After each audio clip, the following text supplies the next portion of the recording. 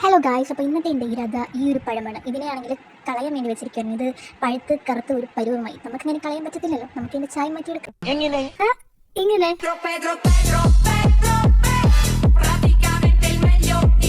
അപ്പോൾ പഴം വെച്ചിട്ടുള്ള ഈ ഐറ്റം എങ്ങനെ ഉണ്ടാക്കി നമുക്ക് നോക്കാം. അതിനായിട്ട് നമുക്ക് ആദ്യം വേണ്ടത് ഇഡലി ചെമ്പാണ്. അതിനകത്ത് ഈ ഒരു തട്ടുണ്ടല്ലോ, ഇത് വെച്ചിട്ട് നമ്മൾ വെള്ളം കൂടെ ഒഴിച്ച് ഒരു അരമണിക്കൂർ പ്രീ ഹീറ്റ് ചെയ്യണം. അപ്പോൾ ഇതൊക്കെ നമ്മുടെ മിക്സൊക്കെ സെറ്റാക്കി വെക്കണം. വേണ്ടത് നമുക്ക് പഴമാണ്. പഴം എടുക്കുക, പഴം നന്നായിട്ട് സ്പൂൺ വെച്ച് ഉടച്ചെടുക്കുക. ഉടച്ചതിന് ശേഷം അത് മാറ്റി വെക്കുക. പിന്നെ ഒരു ബൗളിലേക്ക് ഒരു 3 സ്പൂൺ പഞ്ചസാരയും 3 സ്പൂൺ പാലും കൂടെ ഒഴിച്ച് നന്നായിട്ട് മിക്സ് ചെയ്ത് ആ പഞ്ചസാര ഫുൾ അലിയിച്ചെടുക്കുക. അതിലേക്ക് ഒരു 1/2 ടീസ്പൂൺ വാനില എസൻസും കൂടെ ഒഴിച്ച് നന്നായിട്ട് മിക്സ് ചെയ്ത് മാറ്റി വെക്കുക.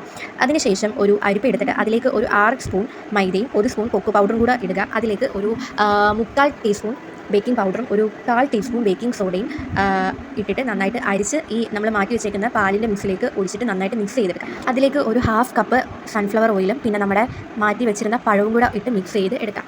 അതിനുശേഷം നമുക്ക് കുറച്ച് ചോക്കോ ചിപ്സ് പോലത്തെ സംഭവങ്ങളൊക്കെ ഉണ്ടല്ലോ, അതൊക്കെ ഉണ്ടെങ്കിലോ അല്ലെങ്കിൽ ചോക്ലേറ്റോ അങ്ങനത്തെ എന്തെങ്കിലും ഉണ്ടെങ്കിൽ അതും കൂടി ഇടുക. എല്ലാം കൂടി ഒന്ന് നന്നായിട്ട് മിക്സ് ചെയ്തെടുത്തതിന് ശേഷം ഒരു സെറാമിക്കിൻ്റെ കപ്പോ അല്ലെങ്കിൽ ഒരു സ്റ്റീലിൻ്റെ കപ്പോ എന്തായാലും അതൊന്ന് ഗ്രീസ് ചെയ്തെടുത്തിട്ട് അതിനകത്തേക്ക് മിക്സ് ഒരു 3/4 ഭാഗം വരെ മാത്രം ഒഴിക്കുക. എന്നിട്ട് അതിൻ്റെ മുകളിൽ വീണ്ടും ചോക്ലേറ്റോ അല്ലെങ്കിൽ ഇതേപോലെ ചോക്കോ ചിപ്സോ എന്ത് വേണമെങ്കിലും ഇടാം. ഇട്ടതിന് ശേഷം നമ്മുടെ ഇഡ്ഡലി കുക്കർ നമ്മളൊരു അരമണിക്കൂർ പ്രീ ഹീറ്റ് ചെയ്യാൻ വെച്ചിട്ടുണ്ടായിരുന്നല്ലോ, അതിലേക്ക് നമുക്ക് ഈ മിക്സ് ഒരു 15 മിനിറ്റ് അടച്ചു വെച്ചിട്ട് നമുക്കൊന്ന് വേവിച്ചെടുക്കണം. 15 മിനിറ്റ് ആകുമ്പോഴത്തേക്കും അതിൻ്റെ ഒരു സ്മെല്ലൊക്കെ വന്നു തുടങ്ങും. അപ്പോഴത്തേക്ക് നമുക്ക് തുറന്ന് നോക്കുമ്പോൾ നമ്മൾ ഒരു ടൂത്ത് പിക്കോ അല്ലെങ്കിൽ ഇത് പപ്പടം കുത്തിയോ അതൊക്കെ വെച്ചിട്ട് നമുക്കൊന്ന് കുത്തി നോക്കുമ്പോൾ ആ ഒരു മാവ് വന്നിട്ടില്ല എന്നുണ്ടെങ്കിൽ നമ്മുടെ സാധനം സെറ്റാണ്. മാവ് നമുക്ക് അതിനകത്ത് വരുന്നുണ്ട് എന്നുണ്ടെങ്കിൽ ഒന്നും കൂടി ഒരു 5 മിനിറ്റോ അല്ലെങ്കിൽ ഒരു 3 മിനിറ്റൊക്കെ ഒന്ന് അടച്ചു വെച്ചിട്ട് ഒന്നും കൂടി ഒന്ന് വേവിച്ചെടുക്കാം. അപ്പോഴത്തേക്ക് നമ്മുടെ സാധനം സെറ്റായി വരും. ഇതിപ്പോൾ 15 മിനിറ്റ് വെച്ചപ്പോൾ തന്നെ നന്നായിട്ട് സെറ്റായി നല്ല സോഫ്റ്റ് ആയിട്ട് വന്നിട്ടുണ്ട്. ഇത് നമ്മൾ ചൂടോടാണ് കേട്ടോ കഴിക്കേണ്ടത്. ഞാൻ കുറച്ച് ചോക്കോ ചിപ്സ് മേളിലും കൂടെ ഒരു ആഡംബരത്തിന് വേണ്ടിയിട്ട് ഫില്ല് ചെയ്തിട്ടുണ്ടായിരുന്നു. നമ്മൾ സ്പൂൺ വെച്ചിട്ട് അങ്ങോട്ട് എടുക്കുമ്പോഴേ നല്ല സോഫ്റ്റ് ആയിട്ടിരിക്കും, നല്ല മോയിസ്റ്റ് ആയിട്ടിരിക്കുകയാണ്.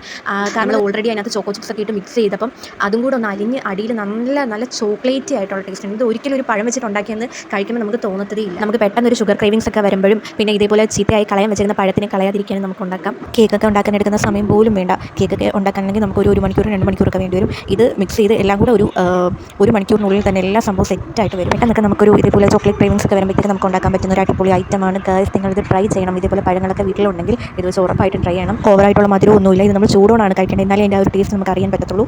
അപ്പോൾ ഇത്രയേ ഉള്ളൂ ഗൈസ്. Bye bye.